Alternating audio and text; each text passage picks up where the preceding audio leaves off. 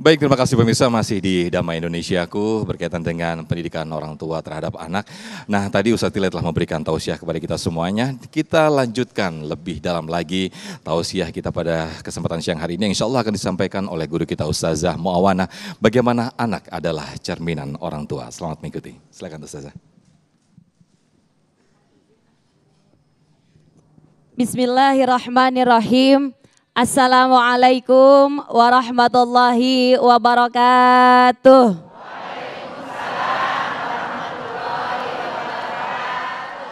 Alhamdulillah, alhamdulillahilladzi binikmatil iman wal islam wasihah wassalamah wal barakah. Amin. Wassalatu wassalamu ala sayyidina Muhammadin khairil bariyah wa ala alihi wa sahbihi wa man tabi'ahum bi ihsanin ila yaumil qiyamah. Subhanaka la ilma lana illa ma 'allamtana innaka antal alimul hakim. Fa ya rabbi shrah li sadri wa yassir li amri wahlul 'uqdatam min lisani yafqahu qawli amma ba'du. Ya, kami muliakan guru-guru kami al-mukarramah wal mukhtaramah, Bapak Kiai Haji Nur Fadilah, Ustadz Tile, yang mana alhamdulillah udah memberikan ilmunya buat kita semua. Doakan guru-guru kita, termasuk Al-Mukarramah wal Muhtaramah Ustadz Ridho Febri. Doakan guru-guru kita biar panjang umur, sehat afiat, badannya pada segar, duitnya biar pada banyak, ilmunya biar manfaat. Amin ya Rabbal. Yang kami hormati pembawa acara kami Ustadz Sofyan dan jamaah Masjid Al-Ihsan Kemayoran, ibu, bapak, ummahat, bapak-bapak semuanya yang hadir di sini dan semua penonton Damai Indonesiaku dimanapun berada, mudah-mudahan semuanya dalam limpahan rahmat dari Allah Subhanahu wa Ta'ala. Ibu, bapak punya anak berapa? Ada yang 2, ada yang 3, berarti pada kalah sama orang tua zaman dulu. Tadi Ustadz Tile udah menyampaikan orang tua zaman dulu, ibu-ibu kuat pada punya anak 10, punya kuat 18, termasuk mertua saya itu keturunannya 18 zaman dulu, dan bapak saya yang terakhir nomor 18. Itu zaman dulu, kagak kepikiran takut kekurangan rezeki, kagak kepikiran takut bocah pada kagak makan. Tapi zaman sekarang anak 2 aja, betul apa enggak? Pulang dari sini mau bikin lagi apa agak? Yang udah 2 nambah lagi 2 jadi 4. Namanya rumah tangga yang tadinya 1 tambah 1 enggak kayak matematika. 1 tambah 1 2, ibu-ibu. Tapi kalau rumah tangga matematikanya beda. 1 tambah 1 5. Anaknya 3. Ibu, bapak, kita termasuk fotokopian asli. Kalau pengen lihat diri kita, lihat anak-anak kita. Kalau pengen lihat akhlak kita, lihat anak kita. Kalau pengen lihat sifat kita, lihat anak kita. Kita kalau bercermin, ibu-ibu, muka kita glowing, di kaca glowing apa kagak? Gak ada muka glowing di kaca hitam. Itu mah kacanya burik, ibu ya. Ibu, bapak, yang namanya bercermin pasti sama aja. Maka anak kita itu termasuk cerminan daripada hasil orang tua. Orang tuanya baik, insya Allah anaknya jadi anak baik. Karena anak belum lahir ke dunia, bapak ibu, perutnya udah dilus-lus mulu. Yang lus siapa ibu? Ayahnya. Dari mana? Dari atas ke bawah, dari bawah ke atas, terus dilus-lus. Baca doa, Robbi habli minas solihin, Robbana hablana min azwajina wa zurriyatina qurrata a'yun waja'alna lil muttaqina. Doa orang tua pengen banget jadiin anak-anak yang soleh sama solehah, betul? Cuman aja kadangkala pengen menjadikan anak kita anak soleh dan solehah, kitanya nggak percaya diri. Kitanya lupa, sebagai orang tua suka lupa ibu-ibu. Kalau pengen anak jadi pengen soleh-soleha, lihat diri kita dulu. Anak bandel kita omelin, anak nilainya jelek, kita omelin, benar gak Bu? Padahal lihat dulu siapa orang tuanya. Kalau pengen jadiin anak soleh soleha, pertama ibu bapak, yuk sama-sama cari rezeki yang baik, yang halal, yang thayyib. Kata Syekh Abdul Qadir Al-Jilani di dalam kitab Gunyanya, kalau perempuan udah punya tanda-tanda kehamilan, Bu, kalau tanda kehamilan bagaimana?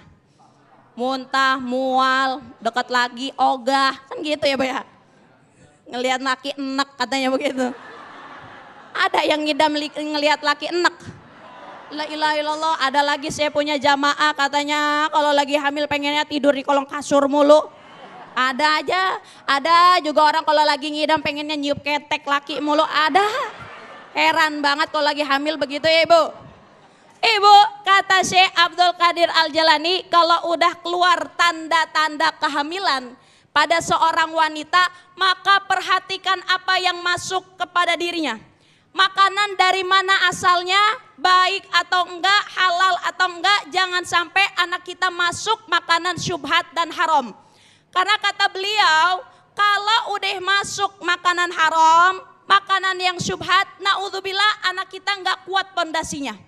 Kalau udah kuat pondasinya, insya Allah Allah sendiri yang menjaga anak kita jadi anak soleh soleha, kuat agamanya, kuat badannya, kuat juga akhlaknya, insya Allah. Yang pertama kalau kita pengen jadiin anak kita anak yang baik, lihat dulu bapak nyari rezeki, betul? Ibu ngapain? Ngabisin. Lempengan ngabisin kita ya Bebe ya. Lempengan nyari. Makanya bapak-bapak kalau lagi nyari rezeki di luar, ibu-ibu pada sembahyang duha. Ada yang 2 rakaat, ada yang saking pengen cepet kaya 12 rakaat. Seminggu sekali itu juga 12 rakaat. Dia doa sama Allah di dalam salat duha. Allahumma inna duha'a wal baha'a wal jamala wal quwata wal kudrata wal ismata Allahumma ingkana rizki fis samai. Itu doa maksa banget. Kerja dari gelap sampai gelap. Minta sama Allah, ya Allah rezeki kalau di atas turunin kek. Tuh ibu-ibu kalau doa begitu. Ya Allah rezeki kalau ada di bumi keluarin kek, bener gak Bu? Ya Allah rezeki kalau jauh deketin kek, bener gak? Makanya yang pertama kalau pengen mencetak anak soleh dan soleha dari kita sebagai orang tua, yuk sama-sama nyari rezeki yang halal dan barokah. Yang kedua, Nabi udah bilang ibu bapak, birru abaakum tabirukum abnaakum. Kalau pengen anak kita jadi anak soleh soleha, pengen berbakti sama kita yang udah jadi orang tua, cross check diri kita, berbakti gak kita dulu sama orang tua kita. Karena kata Nabi, berbaktilah kamu kepada orang tuamu, niscaya anak-anak yang Allah titip jadi anak-anak yang berbakti. Nah, itu udah hukum yang Allah udah kasih dan Rasul udah wanti-wanti buat kita. Kalau pengen anak jadi baik, dari kitanya mulai. Gimana hubungan kita sama orang tua kita? Kalau dulunya kita ngelawan sama orang tua kita, naudzubillah, keturunannya satunya ada yang ngelawan. Nabi udah bilang, berikan kebaikan kepada orang tua, insya Allah anak kita jadi baik. Amin ya Rabbal. Yang ketiga, kalau kita menjadi cerminan, kita ngelihat cerminnya bening ya Bu. Kalau ngelihat cerminnya cakep, bersih, bening, ngacanya enak. Tapi kalau kotor, hitam, ngacanya kurang enak. Muka udah didempul, kita bilang kurang aja, kurang.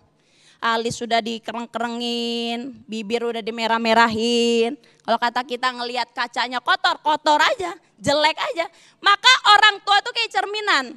Kalau anak kita pengen jadi anak yang baik-baik, jadi anak yang soleh-soleh, cerminannya kudu bagus. Nah, kita sebagai orang tua harus jadi cermin yang bagus, ngasih suri tauladan kepada anak-anak kita. Lihat nasihatnya Luqmanul Hakim yang sudah Allah nisbahkan kepada Al-Quran apa? Ya gulam aqimis sholah wa'mur bil ma'ruf wanha anil munkar wasbir ala ma asobak. Kata Allah di dalam Al-Quran, Luqmanul Hakim ketika nasehatin anak-anaknya, memberikan suri tauladan kepada anaknya ibu bapak, bilang, ya gulam, ya anakku, kalau udah waktunya sembayang. Nih kadang orang tua zaman sekarang suka nyuruh tapi kagak dilakuin, betul? Bocah udah zuhur, ayolah sembayang. Anak bisa aja nyautin, lah itu bapak masih nonton bola. Lah itu mah masih tiktokan baik, bener gak bu? Jadi Luqmanul Hakim memerintahkan anak tapi dilakuin sama dirinya. Luqmanul Hakim bilang, wahai anakku, kerjain amar ma'ruf nahi mungkar. Sama orang biar baik, sama tetangga biar baik. Anak mau mencontoh, bagaimana saya mau nyontoh, emak berantem mulu sama bapak. Sama tetangga kagak ada negor-negornya.